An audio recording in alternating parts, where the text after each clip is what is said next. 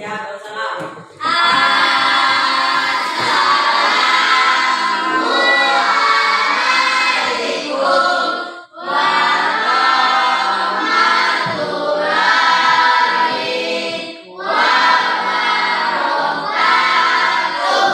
Waalaikumsalam warahmatullahi wabarakatuh. Ya, duduk.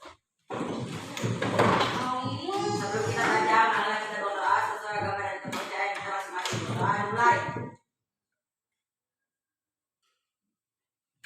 Doa selesai. Oke, baik, perhatian dulu semuanya. Sudah siap belajar? Siap. Coba lihat tempat duduknya. Kanan kirinya ada sampah? Tidak. Oke, kalau ada sampah untuk diambil ya. Iya. Coba lihat, berdiri dulu. Lihat bajunya, sudah masuk atau belum? Coba berdiri kalau belum lihat. Yang belum kasih masuk, yang rapi. Oke, kalau sudah silakan dulu. Silakan naikkan bukunya, buku IPS-nya. Silakan. Pokoknya naikkan saja apa yang bisa dulu. Oke, perhatikan hari ini kita akan belajar mengenai keragaman budaya. Ada yang tahu apa itu budaya? Budaya masyarakat. Kalau contoh, misalnya apa? Ada rumah adat, terus makanan, apalagi suku dan lain sebagainya. Indonesia merupakan negara atau bangsa dengan berbagai macam jenis budaya atau keragaman. Dari segi bahasa saja kita ada 700 bahkan ribuan bahasa. Suku pun seperti itu. Provinsi terdiri dari 38 provinsi sekarang dengan kabupaten ribuan kabupaten, kemudian ada desa, ada kecamatan, dan sampai sekecil-kecilnya itu setiap daerah memiliki karakter statistiknya masing-masing. Contoh di sini saja mungkin satu kelas ini terdiri dari berbagai macam suku, ya kan? Coba angkat tangan yang Tolaki, turun, angkat tangan yang Jawa, itu ada kan? Apalagi Bali ada, apalagi Sulawesi Selatan. Ada orang Bugis, orang Makassar atau orang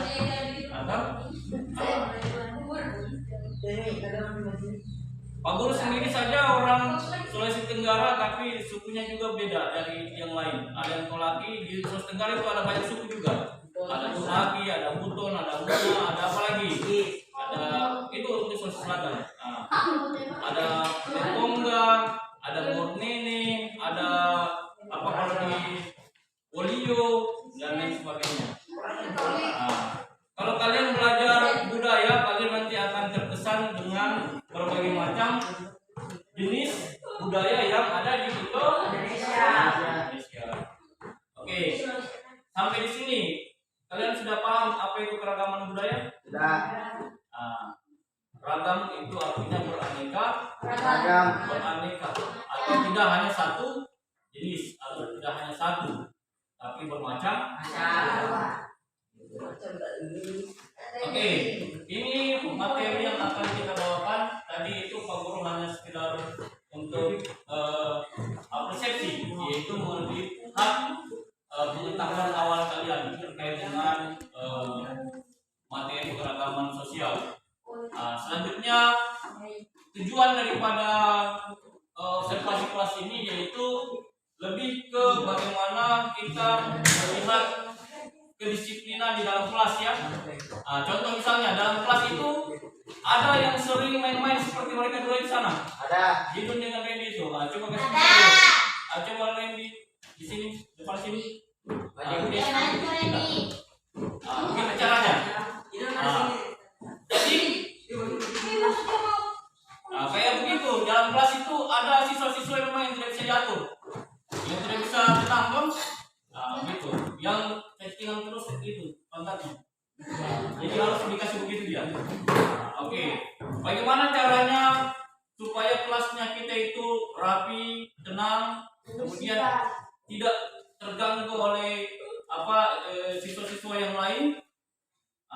Maka guru di sini berperan penting dalam mengatur siswa kelas. Misalkan apa? Pertama, kita membuat yang namanya kesepakatan kelas. Misalkan, oke, kita buat yang pertama, silakan ditulis kesepakatan kelas yang kita akan sepakati. Naikkan kertasnya. Nomor 1, Pak Guru tawarkan untuk kesepakatan kelas yang pertama. 1, dilarang membuat kegaduhan. Oke, terus semua. 1, dilarang membuat kegaduhan. Contoh misalnya di ruangan kelas ini ada pedoman kelasnya. Yang pertama, siap untuk belajar. Kedua, menjaga kerapihan berpakaian. Ketiga, berbicara dengan sopan. Keempat, menjaga sopan santun. Kelima, menjaga kebersihan. Sudah ditulis, sudah ditempel. Oke, tadi itu untuk ketenangan dalam belajar. Kemudian untuk kerapihan kebersihan semua, yaitu terkait dilarang membuang sampah. Membuat sampah sembarangan.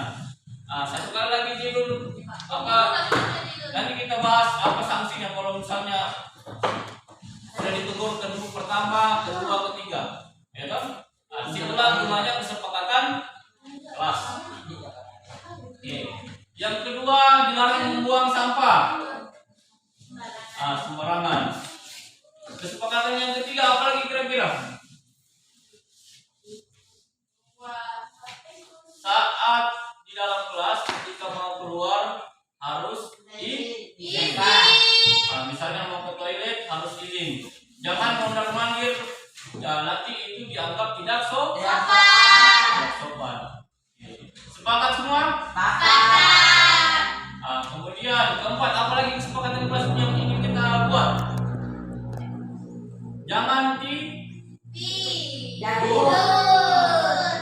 Yang terutama yang tinggal di belakang ketika tidak diperhatikan oleh guru, karena merasa kurang diperhatikan, dia tidur atau tunduk, ternyata lagi tidur. Gitu ya. Apalagi kira-kira? Sekarang kita bahas sanksinya. Kalau ada yang melanggar, apa yang akan kita berikan? Hukumannya apa? Dikeluarkan sepulang, tambahnya tidak belajar.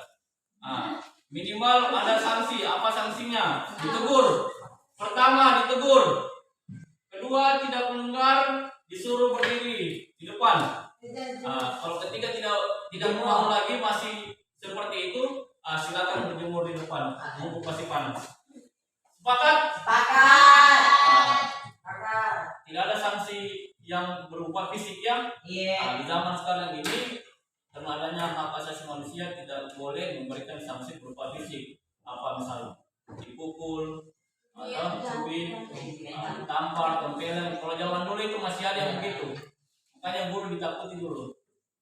Ditakuti karena kalau ada kesalahan sedikit, bisa main fisik. Oke, sampai di sini semua kesepakatan tadi kita terima semua.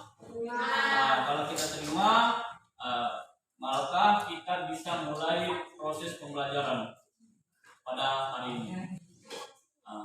Oke, silakan kita masuk ke inti atau kegiatan inti kita. Pak Guru akan buat kelompok. Berhitung ya. Kita buat kelompok 4 saja untuk kelompok. Mulai dari sini hitung 1, 2, 4, 2. Itu 4, 5, 1, 2, 3, 4. Oke, untuk kelompoknya masing-masing. Ayo cepat. Angka 1 sampai angka 1, yang 2 sampai yang 2.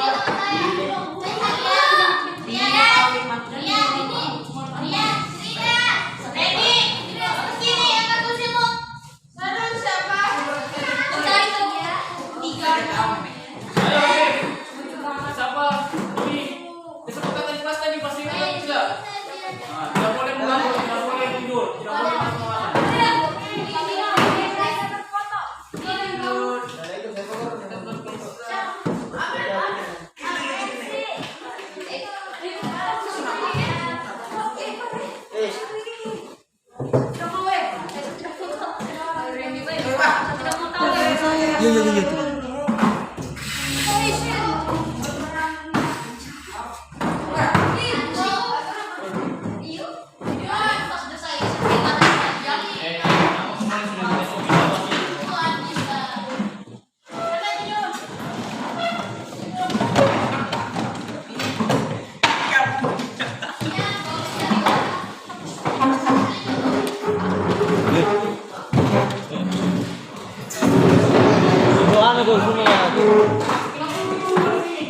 Di sini lah, kasih bisa ngomong.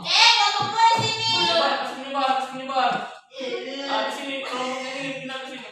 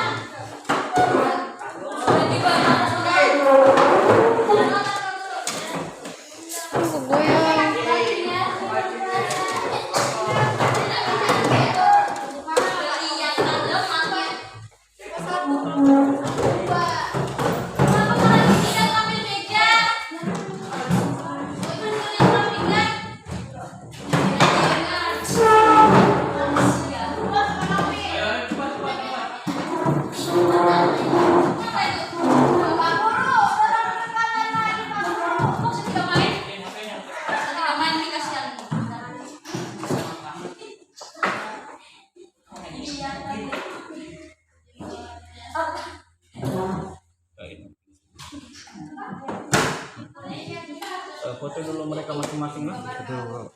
Iya.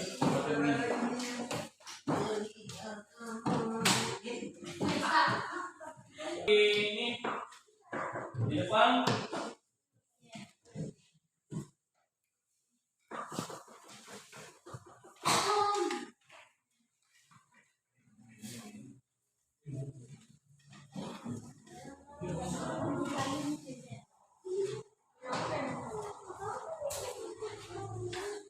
Oke, perhatikan ya. Nah, keragaman juga bisa disebut dengan pluralitas. Pluralitas. Apa itu pluralitas? Yaitu kemajemukan. Apa itu majemuk? Jamak. Apa lawannya jamak? Tunggal. Pernah dengar kata jamak? Jamak artinya tunggal. Lawan dari kata tunggal. Banyak. Nah, multi juga bisa disebut sebagai banyak.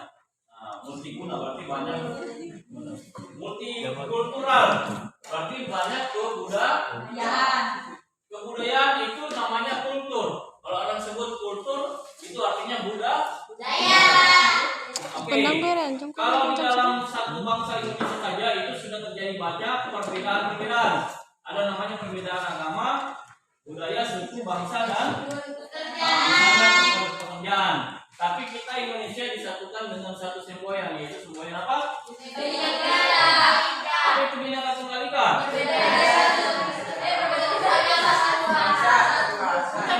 Ini bukan artinya.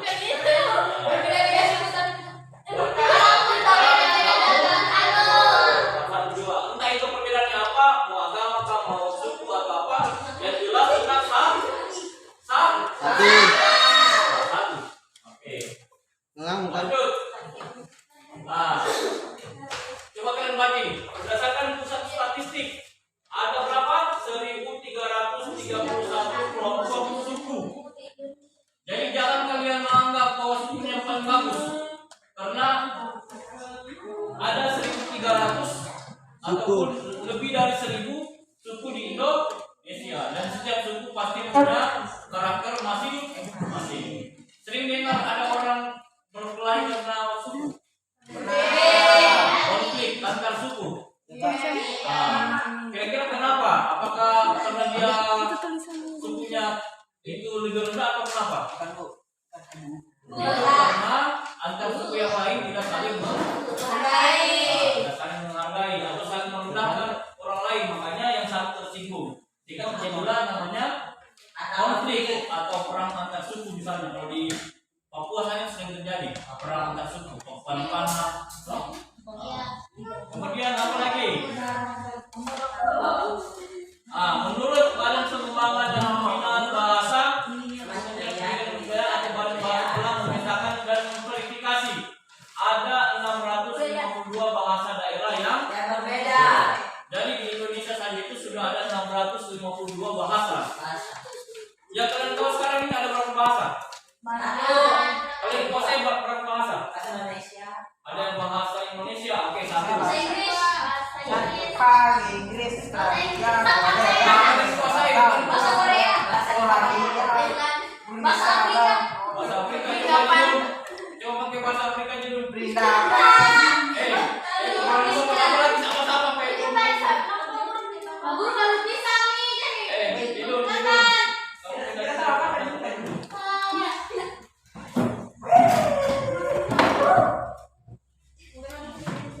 Kamu itu saja ini. Oke ya. Berarti dari segi ini saja Indonesia sudah kaya akan apa? Budaya. Apalagi itu? Keragaman budaya. Contohnya misalnya ini ada kesenian apa ini? Itu Madura kalau tidak salah ini. Ini apa ini yang di samping ini? Tarian. Ini Betawi. Ini apa? Wayang. Itu adalah hasil-hasil kebudayaan. Ini misalnya sekarang kita ke jenis-jenis keragaman, misalnya keragaman tarian yang ada di Indonesia. Tadi nama saja. Ada namanya tari saman. Tari jempol. Itu berasal dari suku Gayo Aceh. Pernah lihat? Yang satu berdiri, satu duduk, satu berdiri, satu duduk. Kelihatannya kenapa? Apa menarik atau bagus atau tidak, biasa saja?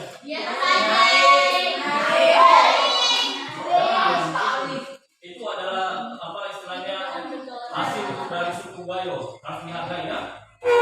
Budayanya orang. Kemudian apa lagi? Adalah kesenian tradisional asal Kabupaten Ponorogo, Jawa Timur, warisan budaya. Ini juga adalah warisan budaya. Yang angkat ini pasti bedanya kuat sekali karena itu berat. Apa ini tari legong dan tari pendek? Apa ini? Tari pendek. Tari klasik dari Bali. Orang Bali tahu ini? Saya Tahu menarik seperti ini. tahu pakai adat. Sekali belajar. Ada yang itu mata-matanya juga menarik kan? Tangannya, matanya juga. Terus apa lagi? Ada dari kalian. Itu saja contohnya, tapi sebenarnya masih banyak kan? Kemudian ada rumah adat tradisional. Ini rumah adat Gayo dari Maluku. Ini Maluku, begini modelnya dia Maluku. Orang Maluku rumah adatnya. Kemudian rumah kebaya merupakan sebuah nama rumah adat suku Betawi. Ini rumah kebaya. Namanya rumah kebaya. Rumah Konai. Lihat rumah orang Papua.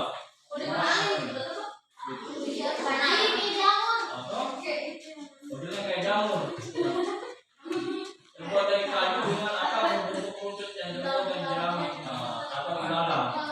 Konai sengaja dibangun sempit atau kecil dan tidak berjendela, yang kemudian mencegah hawa dingin. Karena di Papua itu hawanya dingin. Makanya di sana juga ada jauh penyakit yang sangat berbahaya kalau orang tidak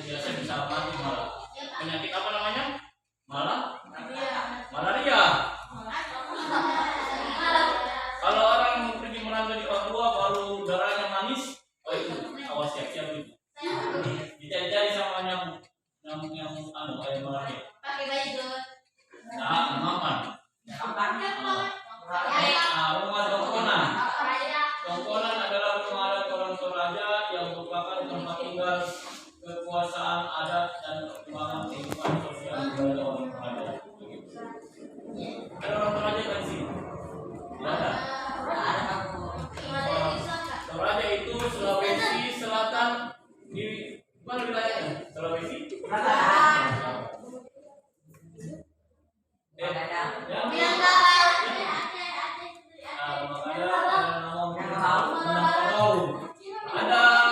kan di dalam uang di sini uang. Ada uang itu yang gambarnya uang koin. Uang koin 1.000 kah? Kalau salah Pak. Oke, tadi itu rumah adat, sekarang pakaian adat yang ada di Indonesia. Pertama di Sulawesi Selatan. Baju adat yang paling familiar ada Makassar adalah baju bodoh. Nah, nanti kalau orang Bugis, orang Makassar, kalau menikah begini bodohnya lagi. Nah.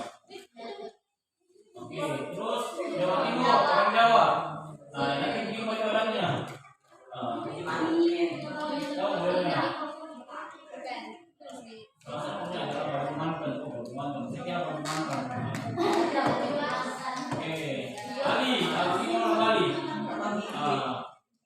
Payas Labung adalah pakaian adat Bali. Payas Labung ini biasanya dipakai ketika upacara pernikahan atau posisi. Siapa yang pernah pakai baju ini yang orang Bali? Siapa pakai? Siapa pakai? Belum. Masa kamu sudah pernah pakai? Belum. Sama? Belum nikah.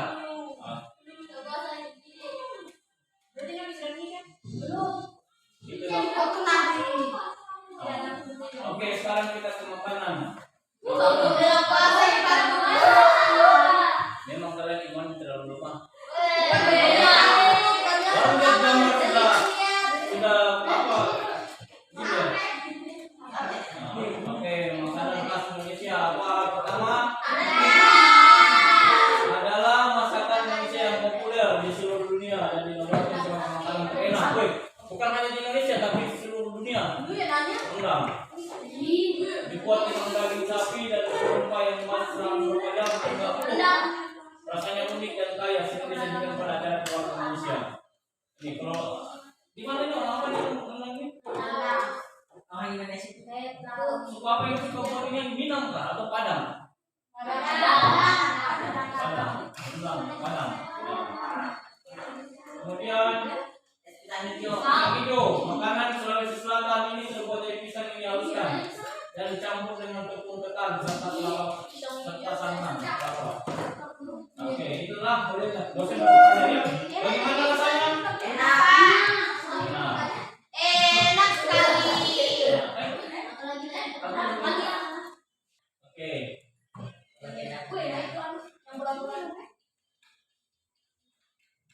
Tuh, lanjut. Oke, apa ini makanan minuman. Kue dan minuman. Ada rendang, ada onde-onde.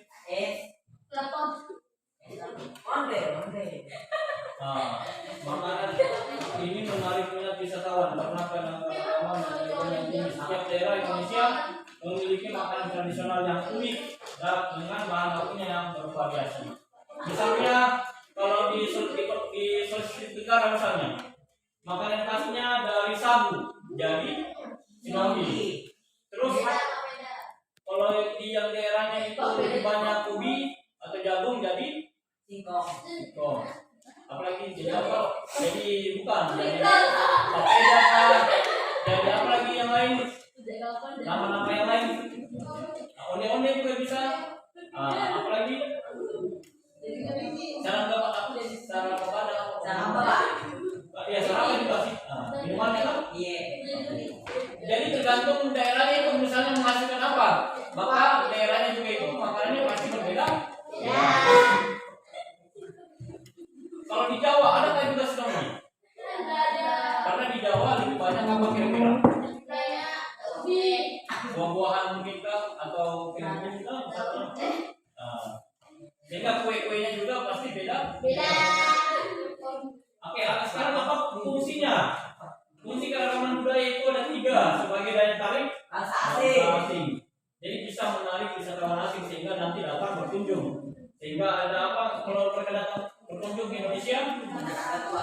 ada namanya menghasilkan devisa negara. kemudian mengembangkan budaya supaya budayanya kita itu lebih dikenal. Selanjutnya tertanam sikap toleransi. Kalau kenapa lagi ini Randy? Nanti sudah. Nanti kita kembali ke kesepakatan kelas di awal ya. Tertanamnya sikap toleransi itu apa sikap toleransi? Yaitu saling menghargai tadi. Jangan saling menghina. Misalnya ada orang, karena dia lihat orang makan seronggi, kenapa itu orang dia makan lem? Tidak boleh begitu. Ya kan? Karena dia tidak tahu bahwa seronggi itu enak ternyata. Atau misalnya ada orang kita lihat makan ular yang seperti ngomong itu kan. Kenapa dia makan ular? Apalagi kalau masih goyang misalnya makan ular. Di Cina itu makan lebih parah, kodok, kelelawar, tikus, kalau di Manado ada namanya pasar apa itu? Pasar semua yang jual semua jenis daging. Pasar, pokoknya pasar itu ada namanya, aku lupa. Ada tikus, ular, anjing, kucing, semua jenis hewan. Buaya termasuk biawak. Itu sudah budayanya, jadi tidak usah kita heran. Kita yang tidak sama budayanya, kalau tidak suka ya tidak usah makan. Tidak usah dihina orang punya makanan. Apalagi kalau di Papua, lebih heran lagi. Oke, semuanya cukup ya. Sekarang karena sudah selesai materi, seharusnya kalian karena mungkin ini bukan juga kebetulan. Yang tadi Pak sudah sampaikan materi tentang keragaman budaya. Harusnya ada tugas yang Pak Guru kasih, yang kalian kerjakan. Tapi di sini yang ingin Pak Guru tekankan bukan di materi, tapi bagaimana caranya supaya dalam kelas itu disiplin. Harus semua siswa mematuhi setiap kesepakatan kelas yang sudah kita terapkan atau sudah kita sepakati bersama ya. Oke, mungkin cukup untuk hari ini. Terima kasih kalian sudah memperhatikan dengan baik. Sekalian Pak Guru juga ucapkan selamat berlibur. Kembali ke rumah masing-masing. Kemudian kalau yang pulang kampung disiapkan dengan baik apa saja yang perlu disiapkan. Karena masih lama puasa, Lebaran juga masih lama. Artinya jangan hanya kalian senang liburnya, tapi juga ingat di rumah juga itu harus tetap belajar. Jangan ingat baju barunya dulu ya. Atau sepatu barunya atau apanya kan. Ingat dulu puasanya, kasih perbaiki dulu puasanya, sholatnya, ibadahnya dan lain sebagainya. Jadi nanti kita kembali di sekolah lagi nanti tidak ada yang terlalu buru-buru sekali. Lupa apa yang sudah dipelajari selama ini lantaran terlalu banyak libur. Makanya jangan lepas sekolah, lepas belajar, tidak boleh. Oke, mungkin itu saja yang ingin Pak Guru sampaikan.